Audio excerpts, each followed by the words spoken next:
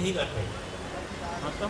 आप लोगों ने देखा होगा कि पूरी आस्था के साथ ये होता है। और ये जो प्रांगण आप बनाया है आप लोगों के लिए प्रभु श्री राम की कृपा से, ये एक मंदिर बन जाता है। और मेरे ख्याल से कोई भी, हम सभी हिंदू हैं, तो कोई भी मंदिर में मदिरा पान करके नहीं जाता।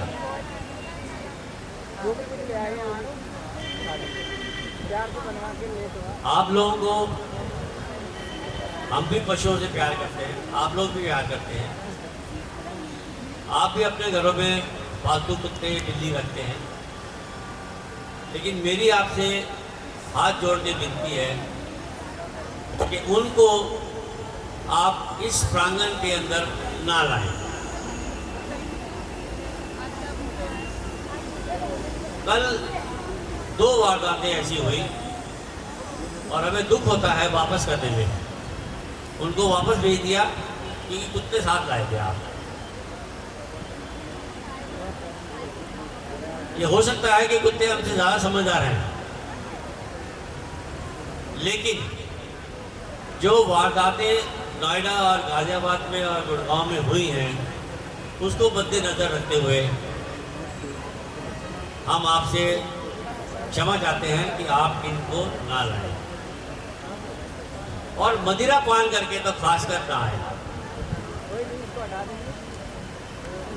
आपके स्टेज पे भजन होता है, कोई फिल्मी गाने नहीं चलाए जाते। ये मेरी आपसे दरख्वास्त है, विनती भी है। और जो आपके साथी सहयोगी हैं वो भी अगर नहीं आए इस वक्त, तो आप उनको जरूर ये मैसेज दे दें कि कृपया ये दोनों काम मत करें। 2 दिन पहले एक छोटी बच्ची का पर्स हमें मिला था। वो हमारे पास अभी भी है। पर्स काफी भारी है, खोल के तो नहीं देखा, लेकिन लगता है उसमें धनराशि होगी। परसों भी अनाउंसमेंट कराई थी, तो कृपया ये पर्स हमारे पास पड़ा है, आप शनाख्त करके इसे ले सकते हैं। राजेंद्र नगर आर्ट क्लब ग्रामीण मंचन समिति के समस्त पदाधिकारियों, कलाकारों, सदस्य, सहयोगियों की तरफ से हार्दिक अभिनंदन, स्वागत। आप सबकी शुभकामना में सद सहयोग से हम सब पुनः मर्यादा पुरुषोत्तम भगवान श्री राम की पावन लीला लेकर आप सबके मध्य राम सेवा हेतु उपस्थित हूँ। आप सबका स्नेह सहयोग निरंतर राजेंद्र नगर आर्ट क्लब को मिलता रहे, इन्हीं कामनाओं से आइए गणपति वंदना के साथ दर्शन, श्रवण, स्मरण करते हैं आज के दिव्य रामायण मंचन का। जय श्री राम।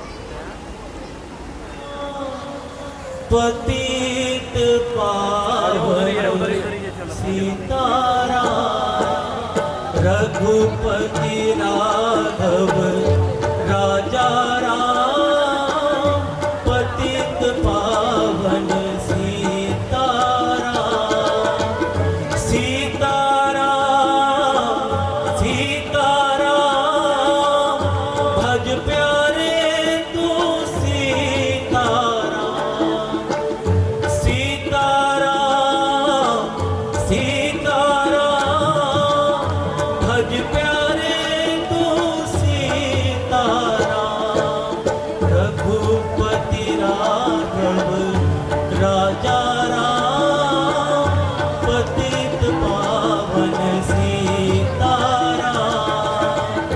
ईश्वर अल्लाह तेरो नाम सबको सन्मति दे भगवान ईश्वर अल्लाह तेरो नाम सबको सन्मति दे भगवान रघुपति राघव राजा राम पतित पावन सीताराम रघुपति राघव राजा राम पतित पावन सीताराम बोल सियापति रामचंद्र की जय।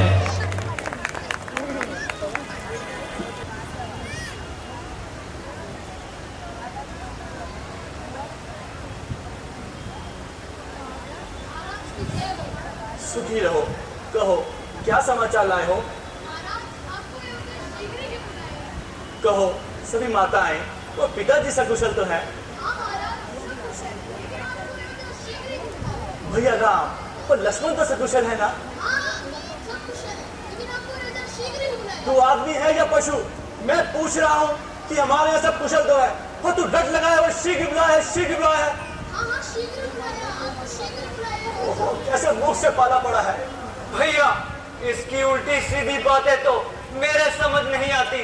उचित यही है कि हमें शीघ्र ही अयोध्या की ओर प्रस्थान करना चाहिए। हाँ शत्रुघ्न शीघ्र चलो। चुप रहो। चलिए भैया नाना जी से चलने की आज्ञा लें।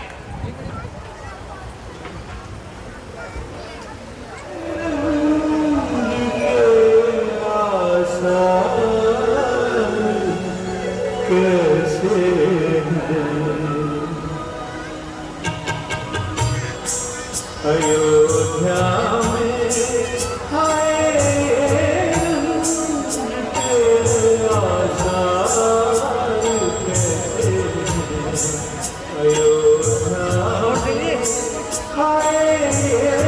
लाइट भी जला दो जैसे ये चल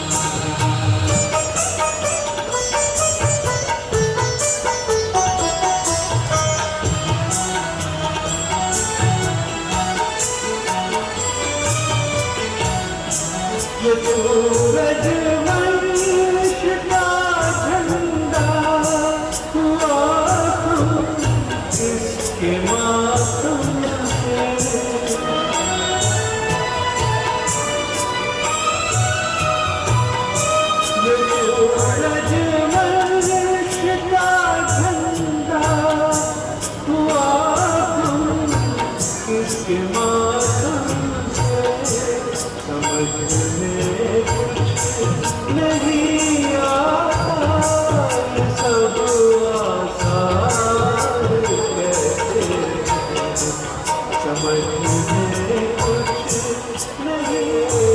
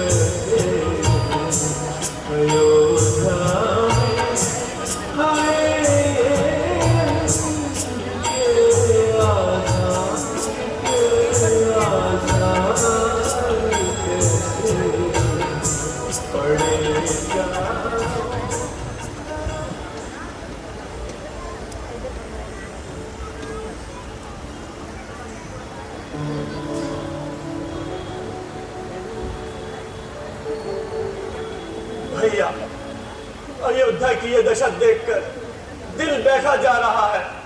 सारा नगर सूना पड़ा है, राजभवन भी अंधकार में डूबा हुआ है और बार बार मेरी बाईं आंख फटक रही है। ये अवश्य ही किसी विपत्ति का सूचक है। निशाएं रो रही है, कुल नगर में शोक छाया है। आप विधाता आज क्या शगुन इन आंखों से दिखाया है। किसी के शोक में देखो सकल दरबार होते हैं, कहीं बच्चे बिलखते हैं, कहीं परिवार रोते हैं।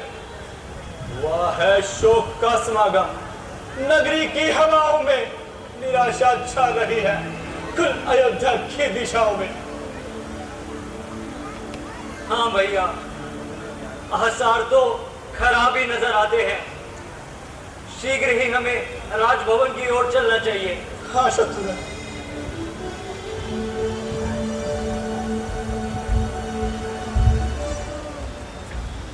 माता जी प्रणाम। क्यों मेरे लाल, तुम्हारा यश और कीर्ति संसार भर में फैले। कहो पुत्र, ननिहाल में सब कुशल मंगल है ना? ननिहाल में तो सब कुशल मंगल है, परंतु अभी तक पिताजी के दर्शन नहीं हुए। क्या बात है माता जी, आज आपने ये कैसे वस्त्र पहन रखे हैं? आज आपने ये कैसे आभूषण पहन रखे हैं माता? आपकी मांग में सिंदूर भी नहीं और महाराज भी अपने कक्ष में नहीं है। ये सारा राजमहल सूना पड़ा है। बेटा, जरा धैर्य करो, कुछ जलपान कर लो, यात्रा की थकान मिटा लो, बाद में सब मालूम चल जाएगा। माता जी, मेरी थकान तो पिताजी के दर्शन मात्र से दूर हो जाएगी। आप शीघ्र बताइए, पिताजी कहाँ है? बेटा, कह तो रही हूँ कि जरा आराम कर लो, बाद में सब बता दूंगी। आप बताती क्यों नहीं माँ? ऐसी भी क्या बात है जिससे भी पूछता हूँ उल्टा सीधा जवाब देता है। जो दूत हमें बुलाने आया था उसने आपको शीघ्र बुलाया है कि सिवा कुछ नहीं कहा, और इधर आप कह रही हैं कि धीरे धीरे सब बता देंगी। आखिर ये सब क्या है माँ? हाँ माता जी, बताइए बताइए, आखिर ये सब क्या है? आखिर आला में उदासी छाई क्यों है?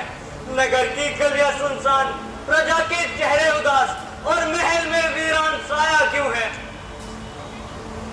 बेटा, मुझे बहुत दुख है। तुम्हारे पिताजी हम सबको छोड़कर परलोक सिधार गए। पिताजी! पिताजी! पिताजी! पिताजी! माँ, क्या कह रही हो? नहीं नहीं, यह सब झूठ है। कह दो। बेटा, तुम्हें कैसे विश्वास दिलाओ कि ये सब सत्य है? ओ, पिताजी का स्वर्गवास हो गया। शत्रुघ्न भैया, और हम आगे उनके अंतिम दर्शन भी न कर सके। मौत खेला खेल है और क्या हमारे साथ तूने अवसर ये पाकर है किया? तूने बर्बाद हमें। आकाश तू टूट पड़ जा, पृथ्वी की तुझ में समा जाऊं मैं। टूट पड़ा आकाश के नीचे तेरे दब जाऊं मैं। पिताजी,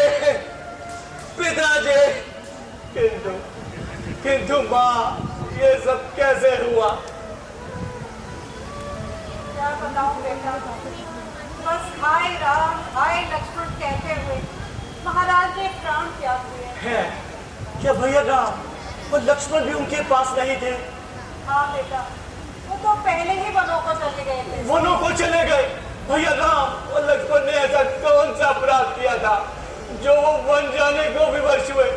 माँ, यहाँ इतना अंधेर हो गया और मुझे पता तक नहीं। सारी स्थिति साफ साफ बताओ माँ। अच्छा तो सुनो भरत, महाराज के पास मेरे 2 वचन धरोहर थे जो कि मैंने आज मांग लिए। महाराज तो राम को राज्य देना चाहते थे। वो तो भला हो दासी मंथरा का, तो उसने मुझे भविष्य की भलाई और बुराई समझाई, तो मैंने उनसे अपने दोनों वरदान मांग लिए। पहले के अनुसार तुम्हें अयोध्या का राज्य, नहीं माँ नहीं। और दूसरे वचन के अनुसार राम को 14 वर्षों का वनवास। नहीं माँ नहीं, ये क्या रद्द कर डाला माँ। बेटा, अब ये राज तुम्हारा है, तख्तो ताज तुम्हारा है। तब तो ताज को लगे आग।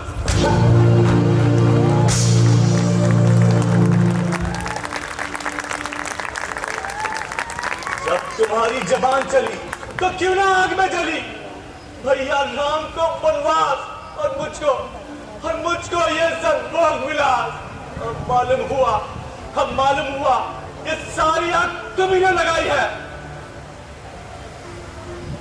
बेटा, ये सब तो मैंने तुम्हारी भलाई के लिए ही किया है। चुप रहो, भला करना था अगर मेरा तो यूं कहती भला मेरा पैदा किया था जब तुमने। दबा देती गला मेरा, दबा देती गला मेरा, दबा देती गला मेरा।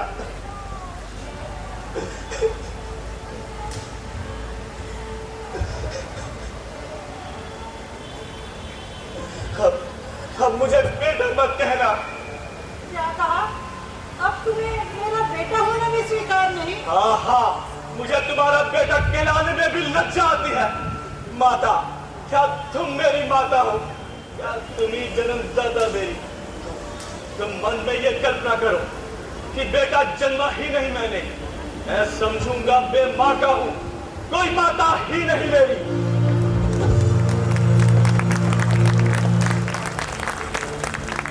मानो तो है संबंध सभी, मानो तो सारे नाते हैं, अन्यथा अकेले ही प्राणी इस जग में आते और जाते हैं। बेटा, मैंने तुम्हें अयोध्या का राज्य दिलाने के लिए अपनी मांग का सिंदूर मिटा दिया, कलंकिनी कहलाई, और तुम मुझे उसका ये बदला दे रहे हो। बदला तो तुम्हें तब मिलेगा जब भरत भी भैया राम के चरणों की सेवा के लिए वनों को चला जाएगा। और तुम माता कौशल्या की तरह पुत्र वियोग में तड़पोगी, पुत्र वियोग में तड़पोगी। रणधीर पिता के बेटे हैं तो शांति उन्हें पहुंचाएंगे। कुछ भी हो श्री रामचंद्र को अब हम अभ्येष बनाएंगे।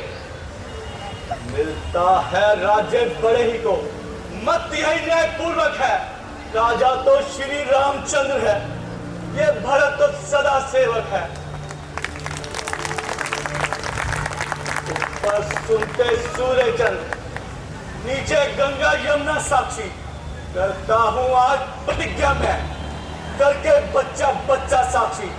रघुकुल का मुकुट नियम पूर्वक जब तक न श्री राम के सर पर हो तब तक शैया को तजता हूं, पृथ्वी ही मेरा बिस्तर हो। बेटा, ये तुम क्या कह रहे हो? बेटा बेटा कहकर मुझे कलंकित मत करो। राम जैसा धर्मात्मा, सीता जैसी सती साध्वी और लक्ष्मण जैसे सच्चे सेवक को वनों में भेजकर तुम्हें लज्जा न आई? तुम्हारी आत्मा ने चीत्कार नहीं किया? आज के बाद तुम मेरी माता नहीं। मुझे जन्म जन्म तक नरक में रहना स्वीकार है, परंतु तुम्हें अपनी माता कहना स्वीकार नहीं। यदि मेरी आवाज इस लोक से परलोक तक पहुंचती हो तो हे पिताजी आप भी सुन ले। आज से आपके अभागे बेटे भरत ने मां कैकेयी का त्याग कर दिया है। पिताजी मुझे आशीर्वाद दीजिए कि मैं आपकी इच्छा अनुसार भैया राम को वनों से लाकर अयोध्या के राज सिंहासन पर बिठा सकूं।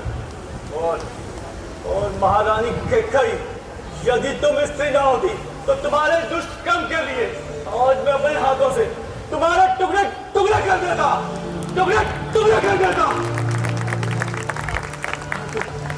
नहीं नहीं नहीं, ऐसा करने से मेरे भैया राम मेरा परित्याग न कर दे। हो गया होना लिखा था, जो हमारे भाग्य में राम का सेवक चला, अब राम के अनुराग में। आज के बाद मैं तुम्हारा ये मुंह कभी नहीं देखूंगा। आज के बाद मैं इस कक्ष में कभी नहीं आऊंगा, कभी नहीं आऊंगा। सुना तुमने? कभी नहीं आऊंगा।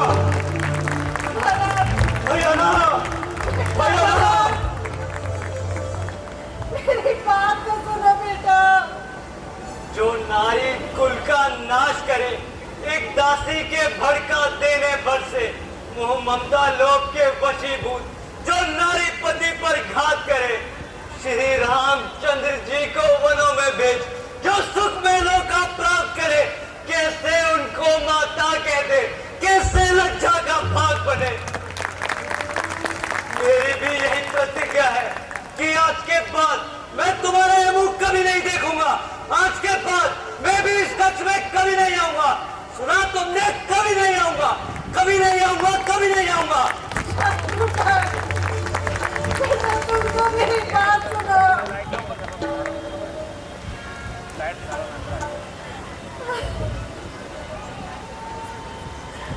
आज की ये प्रभात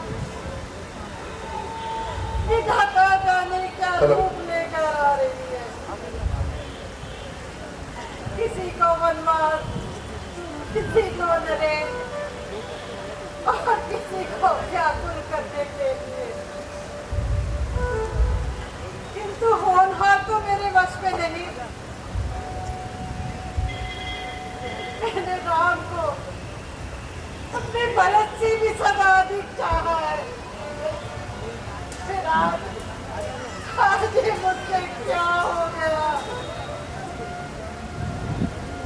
आज समाज का प्रत्येक अंग मुझे क्या कहेगा? ये सब मैंने क्या किया? इसलिए किया। राम, बेटा राम। माँ, ये तो तुम्हारे राम के वश में नहीं कि वह समाज की विचारधाराओं से नियंत्रण करे।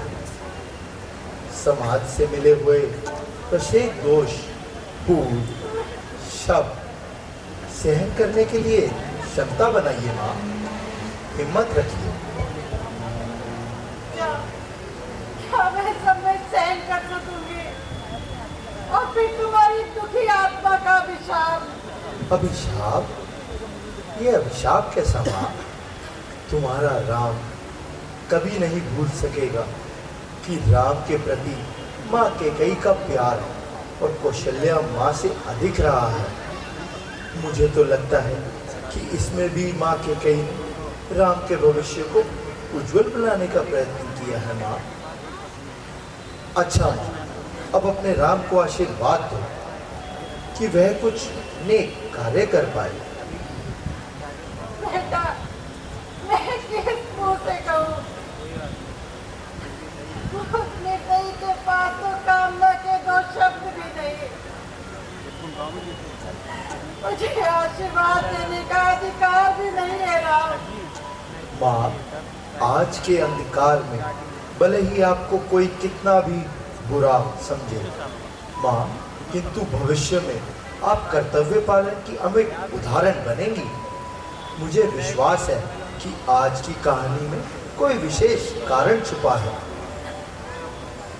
संभवतः ईश्वर उस शरीर से कुछ कार्य पूर्ण करवाना चाहता है। अच्छा माँ, अब विदा दें, विदा।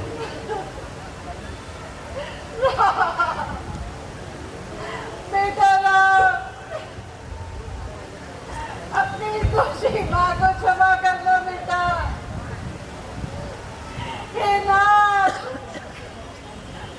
क्षमा करना। हाँ, अपनी कलंकिनी माँ को क्षमा करना बेटा।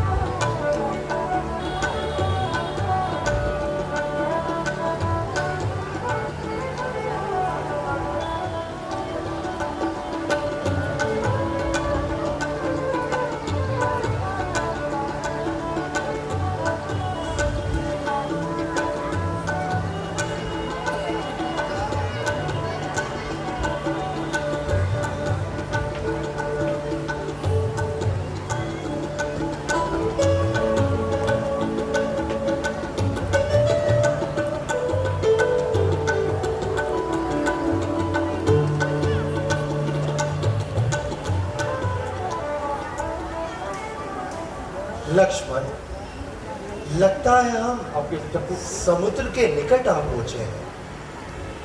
क्यों, ठीक कहा ना भाई? बिल्कुल भैया। अब जाओ, किसी खेवट को ढूंढकर पार चलने का प्रबंध करो भाई। जो आज्ञा भैया।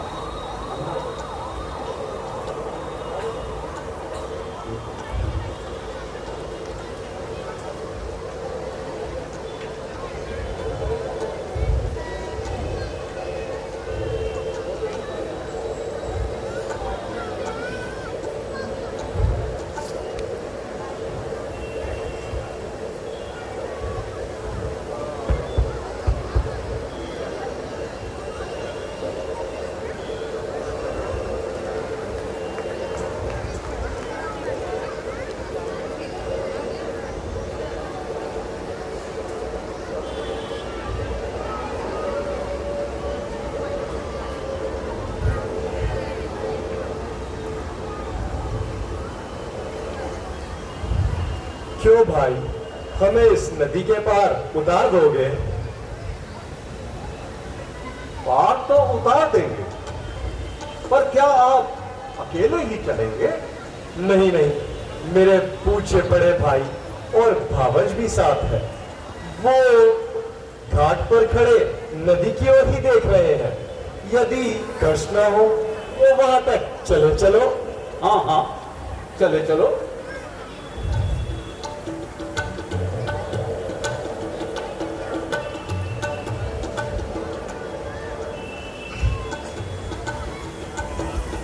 क्यों भाई, हमें पार उतारने का कष्ट करोगे? ये तो हमारा काम है महाराज, परंतु किस सोच में पड़ गए भाई केवल?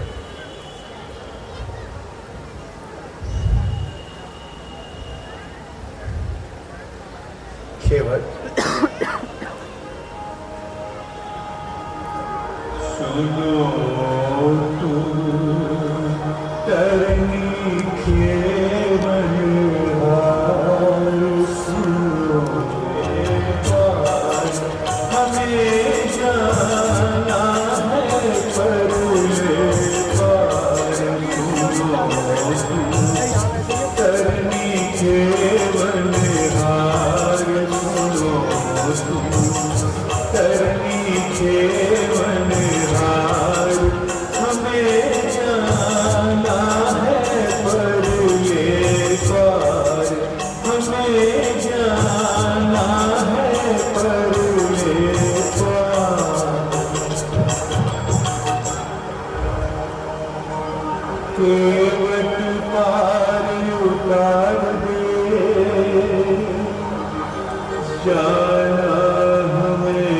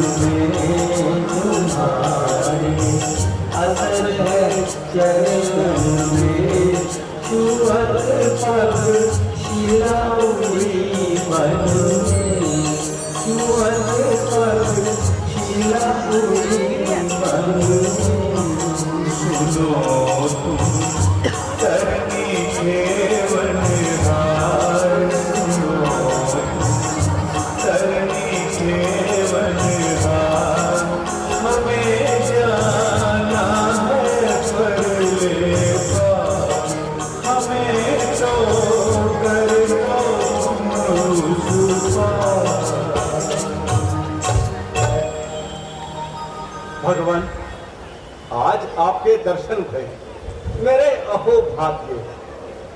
भगवान, मैं पार तो उतार देता, पर राम नाम सुन के डर गया हूं। भगवान, इन तरन तारन चरणों से वन की शिला आकाश में उड़ गई थी। फिर भला मेरी इस छोटी सी नैया का क्या ठिकाना? नाव आकाश में चली जाएगी तो हम सब भी आकाश में चले जाएंगे। क्यों भाई, सही कहा। महाराज, आपको तो सब सामर्थ है, पर मोरा कौन ज्ञान हो गया। न चलने की कहो भैया हमसे, दुहाई राम भैया की, अहिल्य सी ना हो जाए दशा इस मेरी नैया की। हमारे पेट भरने का यही नौका सहारा है। भय लगता है भैया, ये तरन तारन चरण भैया तुम्हारा है। प्रिय बंधु, इतने भयातुर ना हो, हमें पार उतार दो और ये कंगन परिश्रम स्वरूप रख लो। लाख मुद्रा का है कंगन, तुम इसे ले लो बस। एक नौका की है चिंता, इसे बनवा लोगे 10। पार कर दो अब हमें, चलो विका का सब विवाद। देर करना है सजा देना। तजोवा सब विवाद। भगवान, फिर हमें कंगन का लोभ न दिखाइए। भगवान, तुम केवट हो भवसागर की, कैसा लेना कैसा देना। मैं तुमको पार लगाता हूं, तुम मुझको पार लगा देना।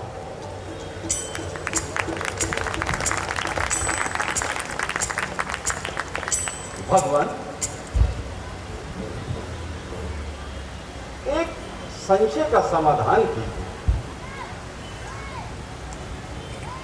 मैं आपके चरण रज होना चाहता हूं।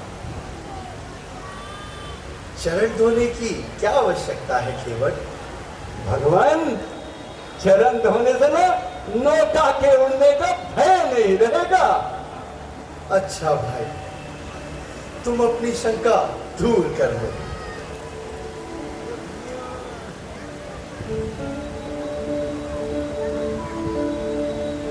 कलवा, ओ कलवा, कहाँ है रे?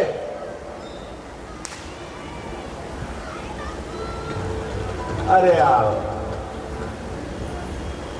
माई के पास से आके कटुका में जल और प्रसाद ले।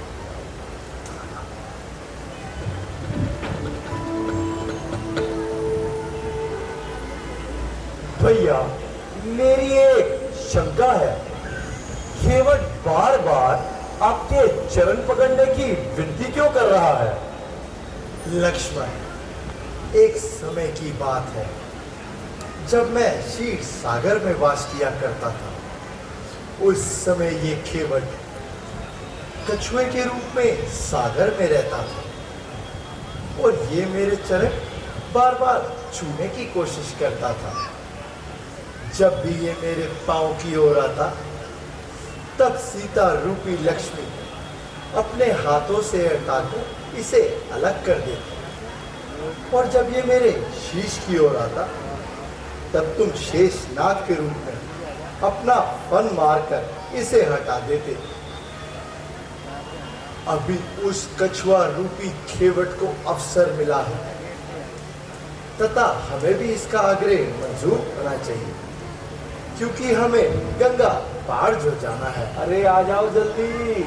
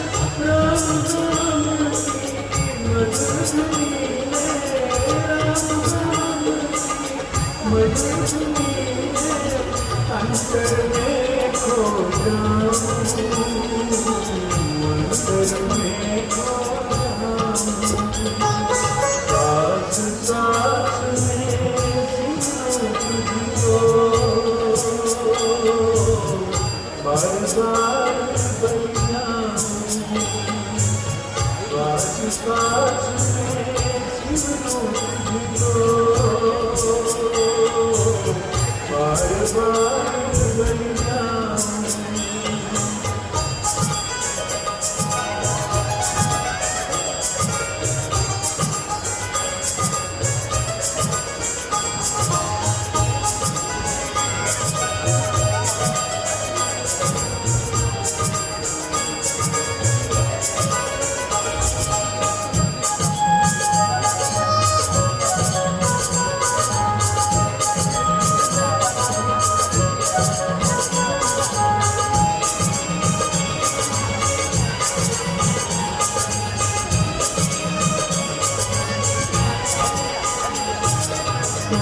ठाकुर तुम साहिब मेरो, तुम ठाकुर तुम साहिब मेरो, तुम रोग बजाओ,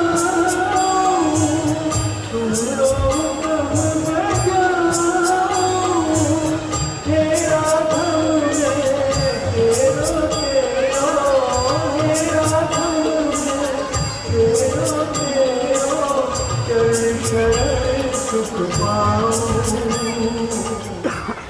समय जा रहा है, शीघ्र करो भाई। महाराज ये बात आप छोड़िए, अधिकार इस समय मेरा है। तब तक पद धोऊंगा राजा, समस्त धूल जब धोलूंगा तब स्वयं छोड़ दूंगा इसको और रघुवर को पार उतारूंगा। केवट, देर ना करो, हम एक पांव पर खड़े हैं भाई, कुछ तो विचार करो। इसका भी उपाय किए देते हैं। लाइए अपना हाथ बढ़ाइए, मेरे शीश पे रख दीजिए, अब आपको कोई कष्ट ना होगा भगवान। कितने ही चतुर हो तुम, अपने शीश पर हाथ भी रखवा लिया।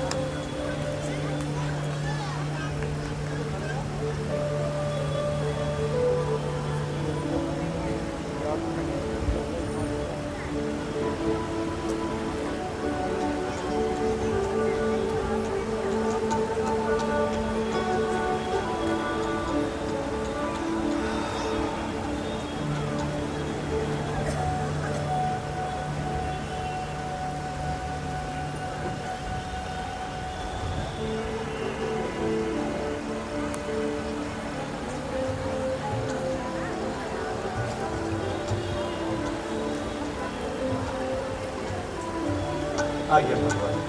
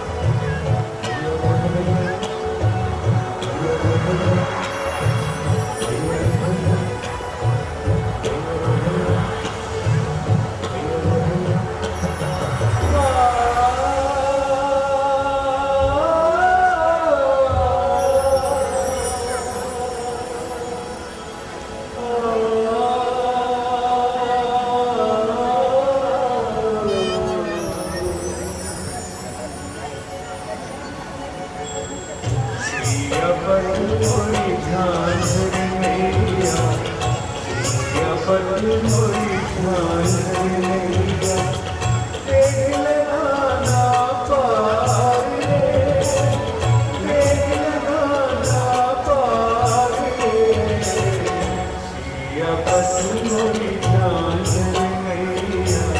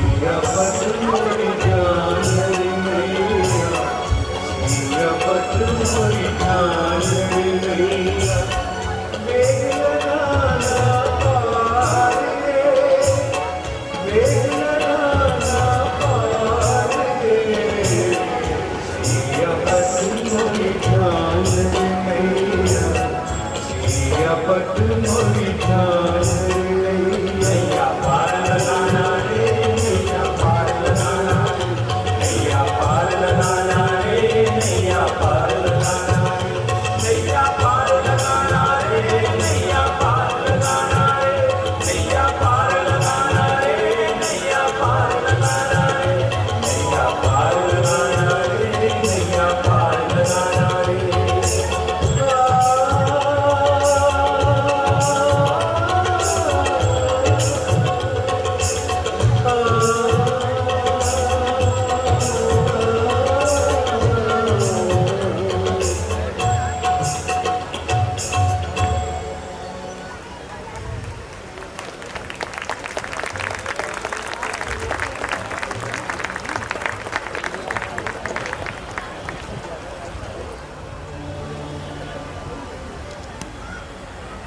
हम 14 वर्षों के लिए वनों को जाते हैं, दिल ही दिल में शर्माते हैं कि तुम्हें क्या दें।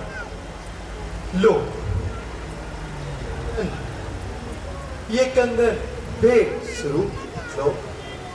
अरे भगवान, मुझे काहे कांटन में घसीटत हो? मैं महारानी जानकी का कंगन ले लूं? धिक्कार है प्रभु मुझ पर, धिक्कार है। दिखा रही है रंग रूप आत्मा मुझे, श्रद्धा तेरी बनाती है परमात्मा मुझे। एक छोटी सी नदी जो पार ना कर सके, वो मझधार में क्या किसी की बाह पकड़ सके। और फिर तुम्हारी भक्ति की शक्ति से हार में खेवट को बनकर खेवट लगाऊंगा पार। देखो महाराज, आनंद ही आनंद है, आनंद ही आनंद है।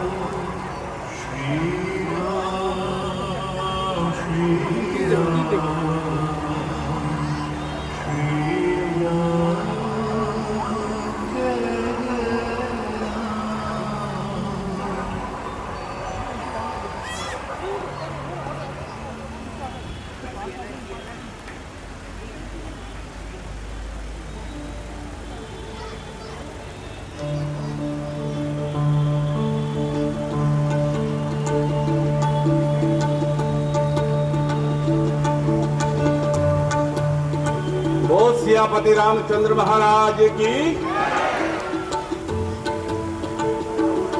बलवा,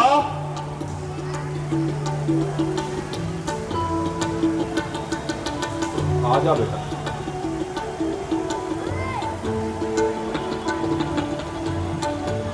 वो रामचंद्र महाराज की। तालियां हमारे खेवट के रूप में चंद्र पंडा जी, मैं कल्याणी राम जी के रूप में, प्रथम मलिक लक्ष्मण जी के रूप में और सीता जी के रूप में पल चढ़ता है। बस जोरदार तालियां।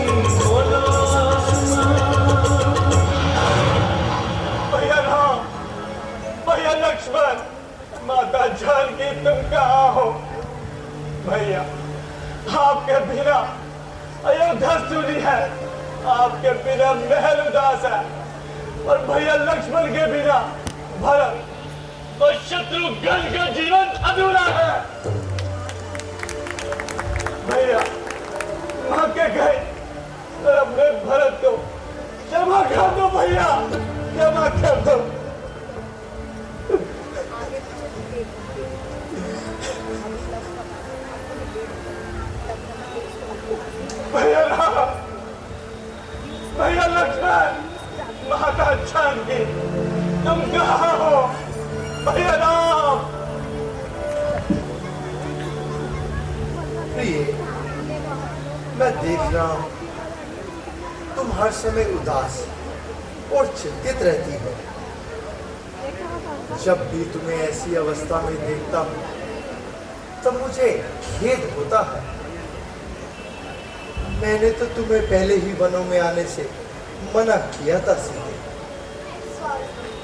आपके चरणों में रहकर तो मुझे कोई परेशानी नहीं, किंतु अचानक ही कभी माता जी की याद आ जाती है तो मन व्याकुल हो उठता है।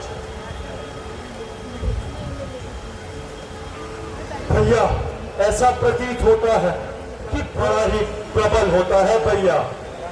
भैया, यदि आपकी आज्ञा हो तो मैं भरत की राज्य पिपासा मिटा दूं।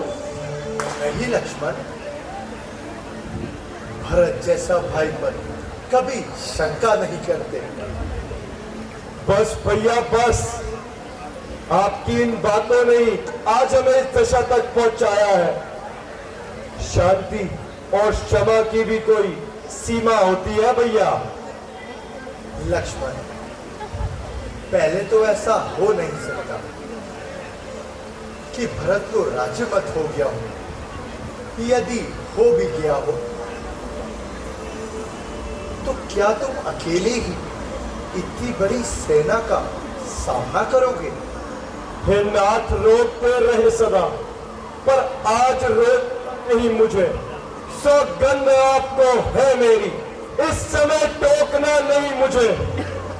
यदि पुत्र सुमित्रा का हूं मैं तो उसका घर मिटा दूंगा। श्री राम दुआई पृथ्वी पर अभी क्षण पर मैं उसे मिटा दूंगा। नहीं लक्ष्मण, इतने जोश में ना हो। तुम्हारे पराक्रम को मैं भली भांति जानता हूं। तुम निश्चिंत ही भरत का संहार करोगे, परंतु बाद में भरत के भावों को जानकर क्या उसे मैं जिंदा कर पाओगे? शायद नहीं। वो देखो, वो तो बेचारा नंगे पांव इसी ओर चला आ रहा है। भरत, भैया भैया भैया। भरत, भैया, मेरे प्यारे भैया।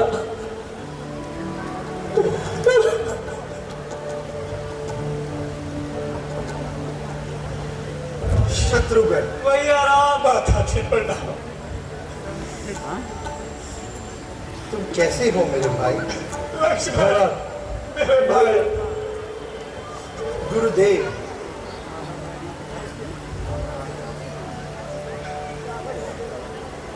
भैया लक्ष्मण। सभी नगरवासियों को हमारा प्रणाम।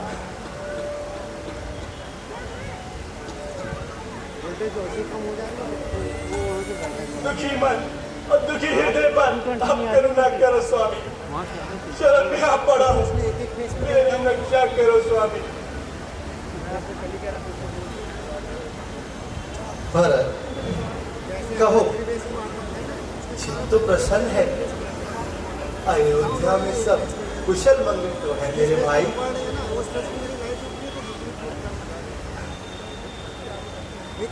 भरत, बोलो ना भरत, तुम चुप क्यों हो? देखो, मेरी ओर से मन मैला ना करो। मेरे हृदय में तुम्हारे प्रति कोई भी भ्रम नहीं है मेरे भाई। और फिर हमें वनों में किसी प्रकार का कष्ट भी तो नहीं।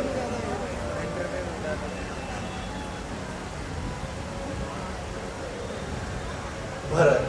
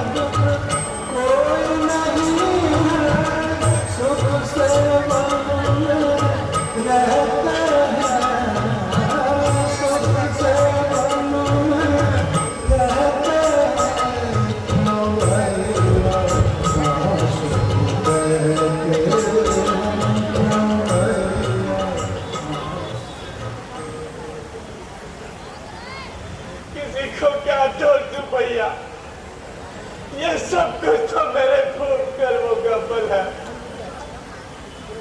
तुम्हारी ये दशा भरत, मैं तुम्हारी आंखों में आंसू नहीं देख सकता मेरे भाई। बताओ, सब माताएं और पिताजी कुशल तो है ना? भैया कैसे कहूँ, आपके इस प्रश्न का उत्तर देने के लिए मेरे पास शब्द नहीं है। कहते हुए जुबान उठती है। आपके मनों को आने के बाद पिताजी ने आपके घर में प्राण त्याग दिए। पिताजी, पिताजी, पिताजी, पिता का स्वर्गवास हो गया। गुरुदेव, पिताजी, क्या भरत भाई भी अयोध्या में उपस्थित नहीं थे? नहीं बेटा, भरत तो उस समय ननिहाल में थे। ओ प्रभु, ये कैसा न्याय किया तूने? पुत्रों की गैर हाजिरी का ये कैसा लाभ उठाया तूने और पिता को उनसे हमेशा के लिए जुदा कर दिया। ऐ मौत, तूने ये क्या अनर्थ किया? चार पुत्रों के होते हुए अंतिम समय कोई भी उनके पास न था। माताओं ने कैसे ये वज्रपात सहा होगा? किसने आंखों से आंसू पोंछकर उन्हें सहारा दिया होगा? पिताजी, हमें किसके सहारे छोड़ गए पिताजी? मैं अभागा राम अंतिम समय में आपके क्षण भी ना कर सका। हे प्रभु, ये हमारे भाग्य में क्या लिखा है? बेटा धैर्य करो, होनार प्रबल होती है। ईश्वर की माया को कोई नहीं समझ सका है। अब शांत हो जाओ और भरत की बात सुनो। वह तुमसे कुछ निवेदन करना आए हैं। जैसी आज्ञा गुरुदेव। भैया, मेरा जन्म भी उसी वंश में हुआ है जिसमें आपका, हमारे पिता अतिशय और बुद्धिमान थे। वे शास्त्रों के ज्ञाता थे। मेरी रगों में भी उसी पिता का रक्त दौड़ता है। माता के दोष से पुत्र तो दोषी नहीं हो जाता भैया। भैया, भरत को पहले की बात वही स्नेह और दया का ध्यान दीजिए। प्रिय भरत, ये तुम्हें कैसे ज्ञात हुआ कि मेरे मन में तुम्हारे लिए प्रेम नहीं, सद्भावना नहीं? भैया, यदि आपके मन में भरत के लिए वही स्नेह और प्रेम है तो मुझे विश्वास है कि आप मेरी बात नहीं टालेंगे। हाँ हाँ भरत, कहो, किसी बात का संकोच ना करो मेरे भाई। भैया, पिताजी के बाद अयोध्या के राज सिंहासन पर आपका अधिकार है भैया। भैया, आपके सिवा उस सूर्यवंशी सिंहासन की शोभा हर कोई नहीं बन सकता। भरत, भैया, आपके बिना अयोध्या सुनी है, आपके बिना महल उदास है, और भैया लक्ष्मण के बिना भरत और शत्रुघ्न का जीवन अधूरा है। कई और अपने भरत को क्षमा करके अब वापस चलिए अयोध्या। भैया, अयोध्या वासी उदास आंखों से आपकी राह देख रहे हैं। क्या भरत अति करुणामयी बात कर रहे हैं? स्वामी, आप यूं चुपचाप क्या सोच रहे हैं? प्रिय भरत, तुम्हारी अंतर आत्मा निष्पाप है मेरे भाई। तुम जैसा भाई पाकर मैं धन्य हुआ। मुझ जैसा भाग्यशाली कौन है जिसके भरत, लक्ष्मण और शत्रुघ्न जैसे भाई हो। मेरा बसाना असंभव है।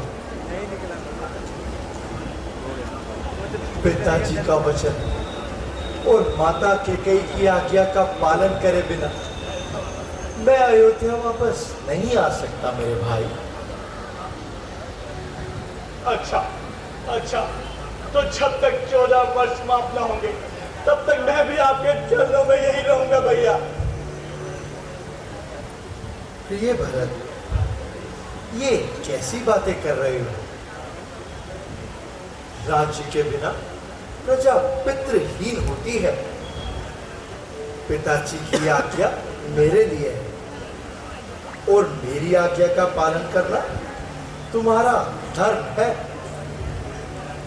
अयोध्या के हित के लिए तुम अयोध्या का राज्य गद्दी संभालो और अपने कर्तव्य का पालन करो भरत। आपकी आज्ञा शिरोधार्य है भैया, किंतु राजगद्दी आपकी है, उस पर आपके सिवा और कोई नहीं बैठ सकता भैया। यदि आप अयोध्या लौटने को तैयार नहीं तो अपनी चरण पादुकाएं दे दीजिए। आपके लौटने तक मैं इनको राज सिंहासन पर रखकर मैं इनकी पूजा करूंगा भैया। किंतु याद रखिए भैया, 14 वर्ष समाप्त होने के बाद आपने एक दिन भी विलंब किया तो आप मुझे जीवित नहीं पाएंगे। यदि तुम्हारी यही इच्छा है तो यही सही। लक्ष्मण, जो आज्ञा भैया।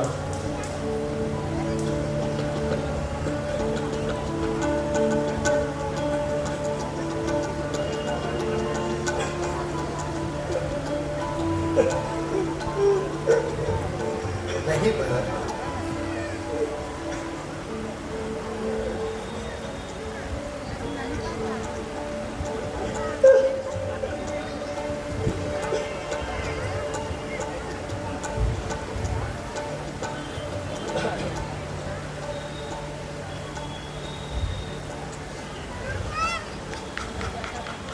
प्रिय भरत,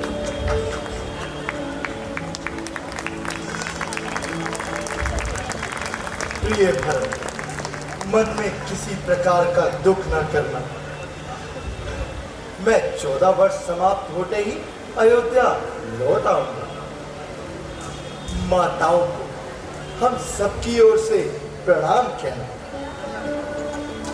जाओ, अब अधिक विलंब ना करो। अयोध्या में सब तुम्हारी राह देख रहे होंगे भाई। मेरा आशीर्वाद तुम्हारे साथ है भाई।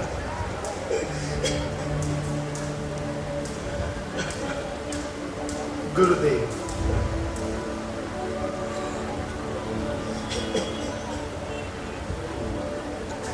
शत्रुघ्न, माताओं और अपने बड़े भाई का ख्याल रखना। जो आ गया भैया।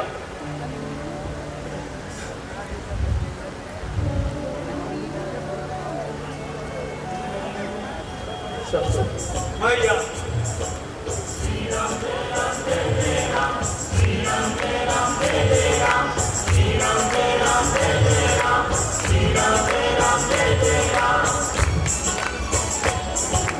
राम भक्त ने चला राम की निशानी, राम भक्त ने चला राम की निशानी। सर्व पे खड़ा मोर अखियों में पानी, सर्व पे खड़ा मोर अखियों में पानी। रात प्रेम की है ये अमित कहानी, ओ रात प्रेम की है ये अमित कहानी। सर्व पे खड़ा मोर अखियों में पानी, सर्व पे खड़ा मोर अखियों में पानी। श्री राम जय राम जय राम, श्री राम जय राम जय राम, श्री राम जय राम जय राम, श्री राम जय राम जय राम, श्री राम जय राम जय राम, श्री राम जय राम जय राम।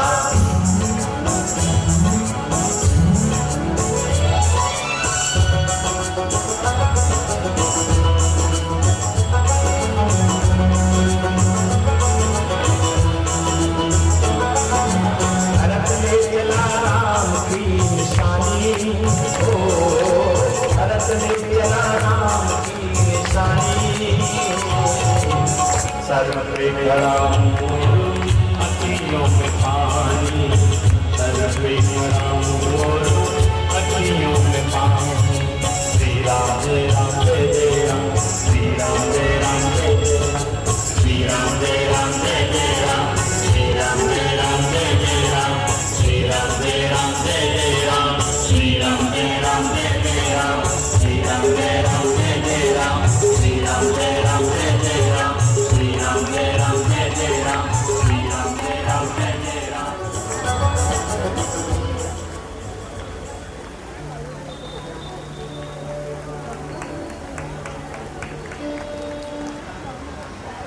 जैसे संसार में उसके नाम की कोई आपत्ति ना हो।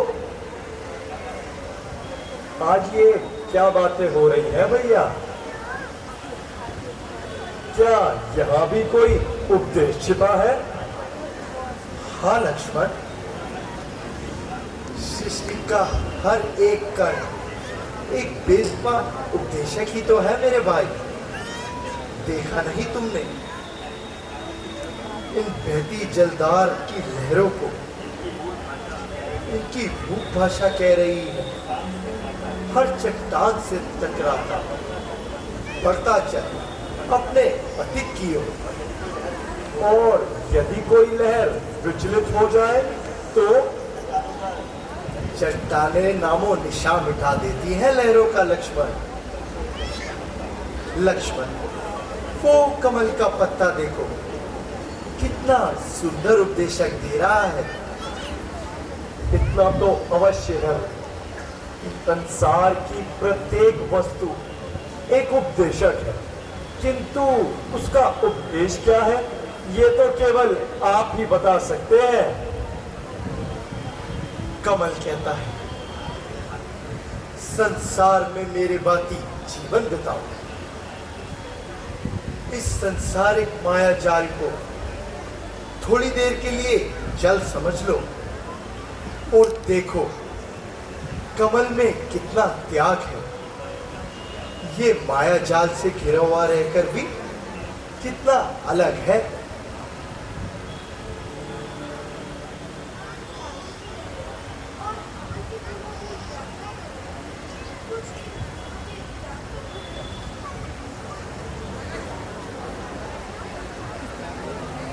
हाँ भैया, निस्संदेह पुष्प भी अपनी जगह बहुत बड़े उपदेशक है।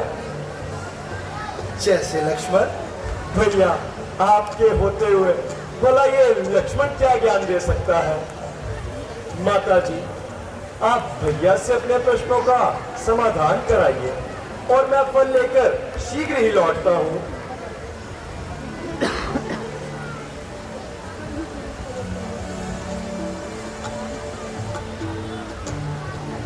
हमारा कितना बड़ा सौभाग्य है सीते कि लक्ष्मण भी हमारे साथ वनों को आते हैं।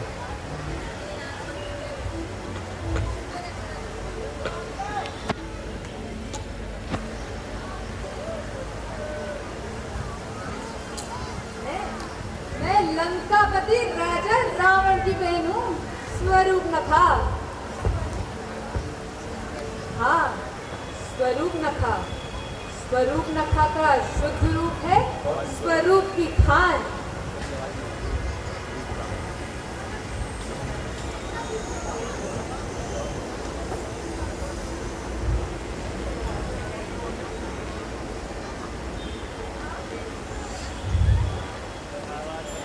संदेह तो इसमें भी नहीं कि मैं इस स्थान की महारानी हूँ, महारानी।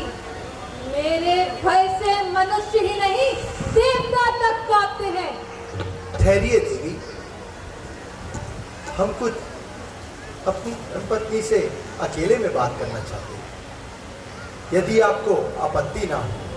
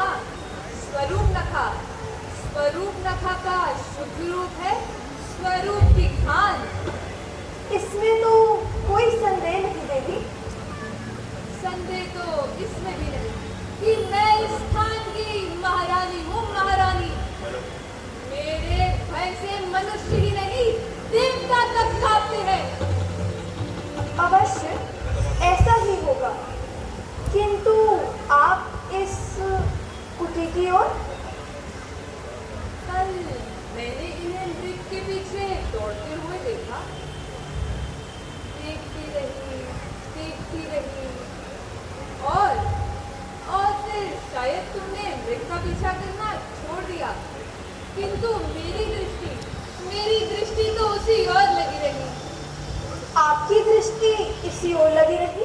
मैं इनसे एकांत में बात करना चाहूंगी। हाँ, अवश्य। बात ये है बनवासी कि मैंने जब से तुम्हें देखा है मैं अपनी सुध-बुध खो बैठी। ऐसा लगता है कि स्वरूप नखा हृदय विहीन हो गई हो, निद्रा तो जैसे मुझसे रूठ ही गई हो। ये आप कैसी बातें कर रही हैं वन देवी? पर पुरुष के साथ ऐसी बातें करना आपको शोभा नहीं देता। किंतु मैं तो तुम्हें अपना समझती हूँ। तुम्हारी इच्छा अनुचित है देवी। तुम्हारे लिए यही उचित है कि अपनी इच्छा को समेटे हुए लौट जाओ यहाँ से। नेक कटु शब्द, वो भी इस वेश में, हाँ, शोभा नहीं देते तपस्वी। हम कटु शब्द बोलने के इच्छुक भी नहीं। आप अपनी राह लीजिए। मेरी राह तो पहले अंधकार में थी, किंतु तुम्हारी सुंदर छवि के प्रकाश ने इसे उज्जवल कर दिया है। तुम मेरी सीमा हो, मैं तुम्हें चाहती हूँ। चाहत के अपूर्ण रहते हुए भी एक विशेष आनंद होता है देवी। ये सब मैं जानती हूँ, परंतु तुम मुझे नहीं, स्वर्ग की अनमोल सुंदरता को ठुकरा रहे हो। आप भूलती हैं देवी, हम तुम्हें ठुकरा नहीं रहे, बल्कि आप भूलती हैं, हम आपको ठुकरा नहीं रहे, बल्कि सीधी राह पर चलने की सलाह कर रहे हैं। यदि तुम्हें कोई राजकुमार होने का अभिमान है, तो मैं भी राजकुमारी हूँ। हो सकता है कि तुमसे ऊंचे वर्ण और ऊंचे कुल की हूँ। हमें तो किसी बात का अभिमान नहीं। तब फिर मुझे अपनाने में क्या संकोच? मैं विवाहित हूँ। वो देखो, मेरे छोटे भाई बड़े वीर और पराक्रमी है, और उस पर विशेषता ये कि बिल्कुल अकेले हैं। मुझे इस मायाजाल से दूर ही रखिए भैया, नहीं तो कर्म के पांव टूट जाएंगे और रीतियों का नाश हो जाएगा। क्यों जी? क्या ये सब कुछ मुझे वर लेने से हो जाएगा? बिल्कुल नहीं देवी, भला स्वर्ग की अनुपम भेंट भी किसी को अकर सकती है। तब फिर मेरे लिए तुम्हारा क्या विचार? मेरे विचार को कुछ ना पूछिए देवी। यदि वास्तव में मैं आजाद होता तो बिना पाप और पुण्य का ध्यान किए कभी का तुम्हें ठिकाने लगा चुका होता। मेरे राज्य में रहकर तुम मुझे क्यों आंखें दिखा रहे हो? तुम व्यर्थ में भटक रही हो देवी, तुम व्यर्थ में ही भटक रही हो। इससे तुम्हारे नारी धर्म का पतन हो जाएगा। ऋषियों का आनंद है, ऋषियों का आनंद नाशवान होता है। फिर वही उपदेश, मैं ये बातें सुनने नहीं आई राजकुमार। तब आप जा सकती हैं।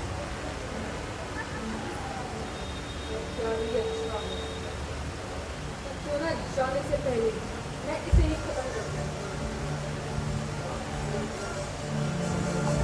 अरे अरे, ये क्या? स्वर्ग की श्रेष्ठ देवी होकर और ये अनर्थ।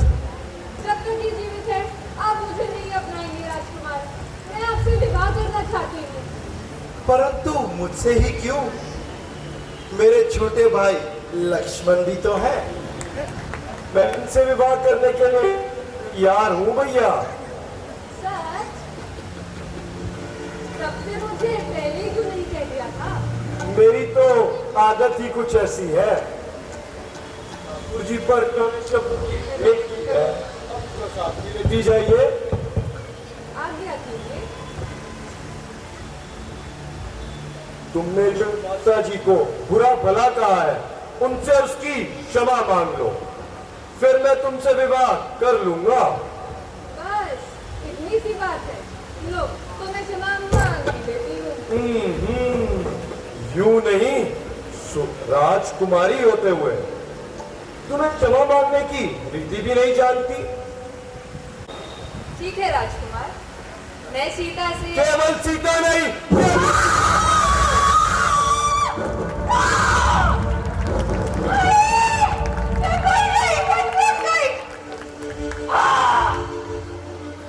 तुम दोनों दुष्टों ने मिलकर मेरे साथ छल किया है।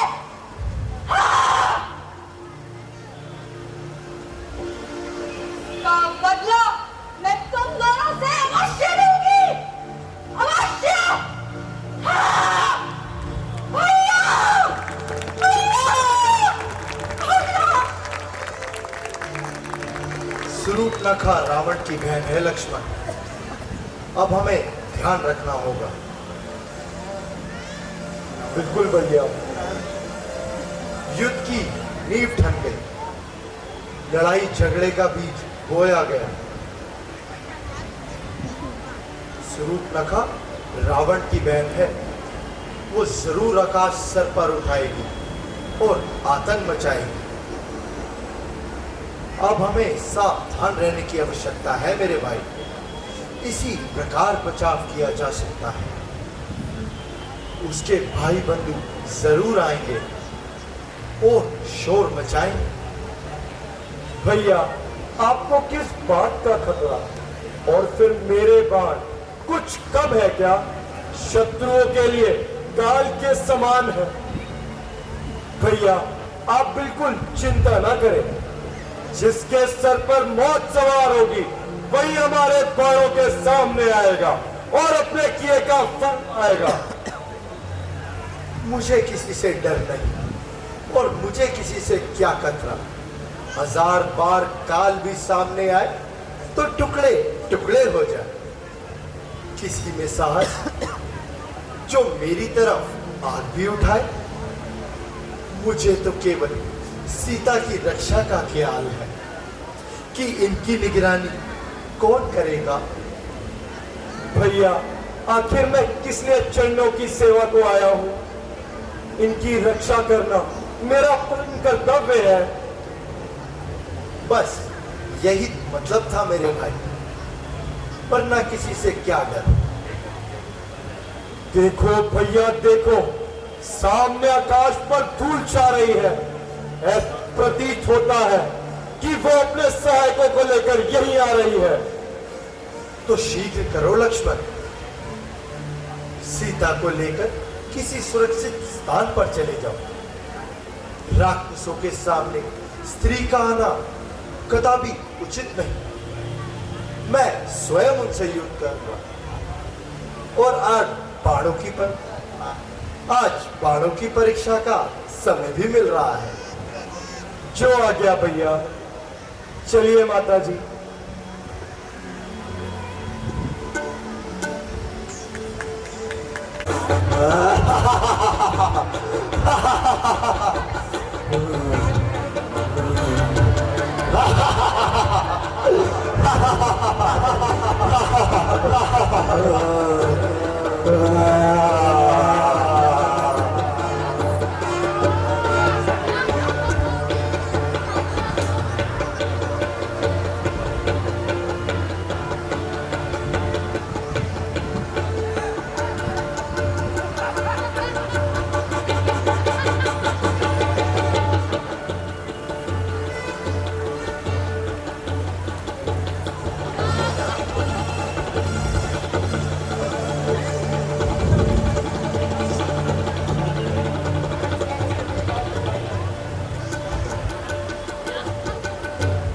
महाराजा खर और तू संगी, महाराजा खर और तू संगी।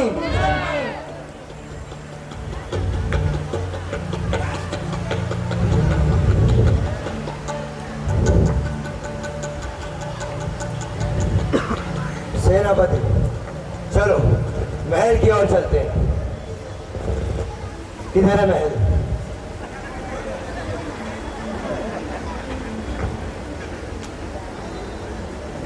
ढूंढो महल का। महल का है उधर, उधर महल ही ढूंढो। एक काम करते, आवाज लगाओ, नहीं नहीं गूगल नहीं। ऑन कर दो ऑन। महाराजा खर और दूषण की किधर हो? महाराजा खर और दूषण कौन है? महाराज जी हो गए, ढूंढो। आधे उधर जाओ, आधे इधर जाओ, नहीं आधे उधर जाओ, आधे इधर जाओ, और जो बच गए वो मेरे पीछे आओ। कोई भी नहीं है, अब मैं किधर जाऊँ? इधर जाता हूँ। ये तू कौन है? महाराज का महल का है।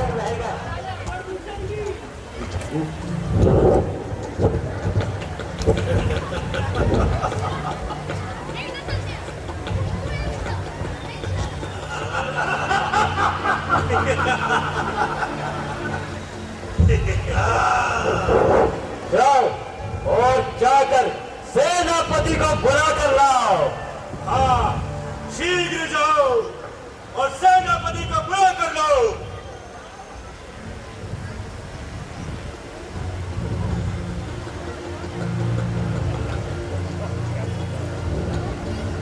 महाराजा खर और दूषण की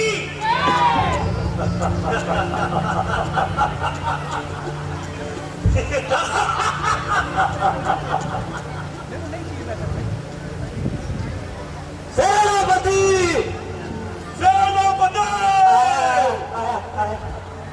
महाराजा खर और दूषण की, महाराजा खर और दूषण की, महाराजा खर और दूषण की। जल्दी मदीना का प्रबंध किया जाए। तुम भी जाओ।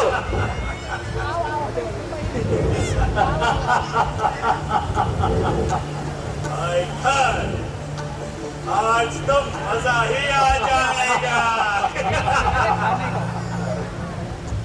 शीघ्र लाओ। महाराज, भूख लगी है, ठहरिए। ये हमारा मायावी राक्षस आपको अपना हाथ खिलाएगा।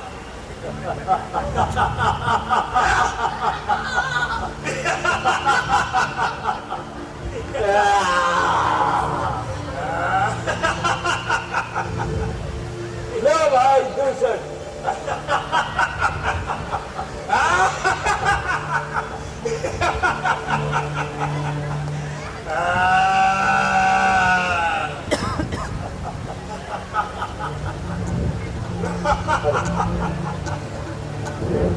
लो, तुम भी खाओ। हमारा मांस कड़क है। महाराज तुम भी खाओ। दाल बने रहो। भाई दूषण। भाई खर, वो देखो, लाल परी। लाल है, पूरा पूरा लाल है। हाँ भाई, जीने का तो मजा इस लाल परी के साथ ही है। सही कहा भाई दूषण। मर जाऊं मैं शराब, अगर तेरी बू न हो, जीना भी है हराम। अगर बोतल में तू न हो, ला पहले मेरा पहला बार। जी महाराज। नहीं नहीं नहीं, सेनापति, पहले मुझे प्याला दो। नहीं महाराज। पहले मेरा प्याला दो। हाँ जी हाँ। नहीं नहीं नहीं, पहले मेरा। नहीं पहले मैं। पहले मैं। तो पी लो। नहीं, पहले तुम ही पियो। लो ठीक है, फिर मैं ही पी लेता हूँ। इसका ये ये दो। पहले हम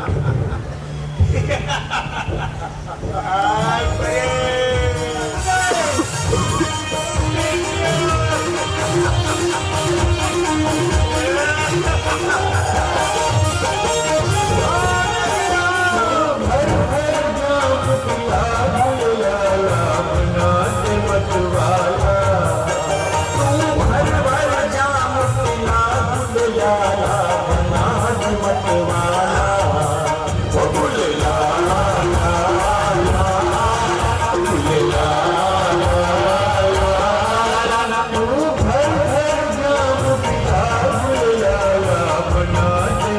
वाला।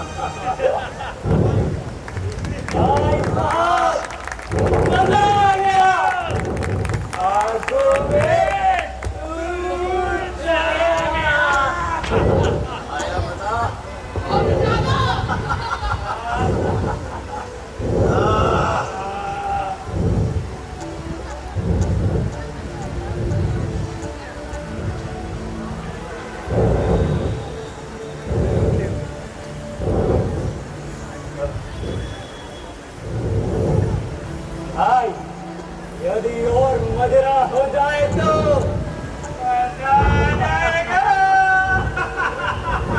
सेनापति जी महाराज, और जाकर मदिरा लाओ। एक बारी में बोलते नहीं है अभी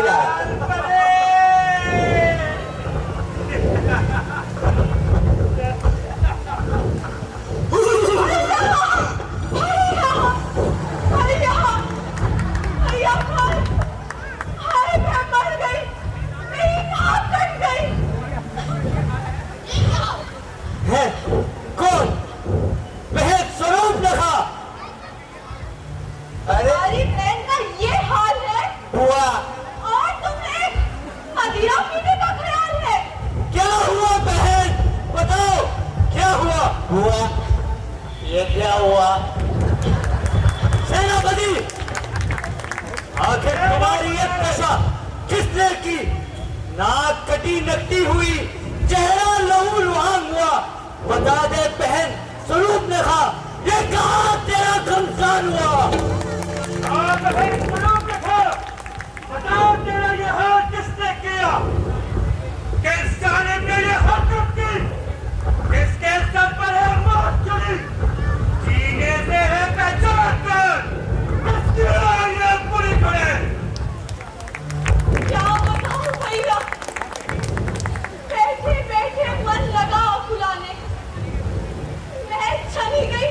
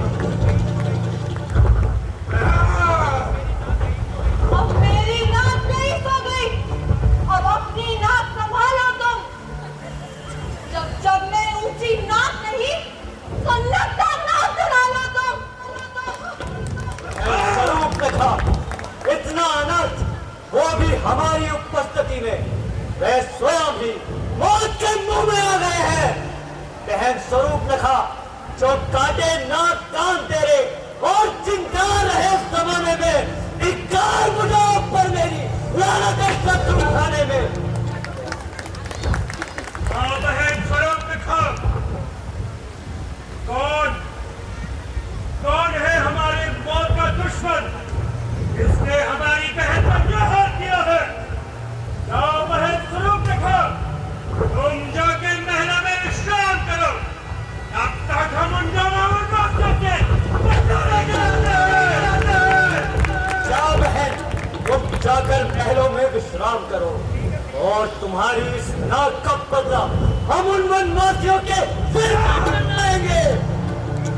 ठीक है भैया, अब मैं जाती हूँ। जाओ बहन। जाओ बुआ को छोड़ के आओ। चलो भाई दूसर चलो चलो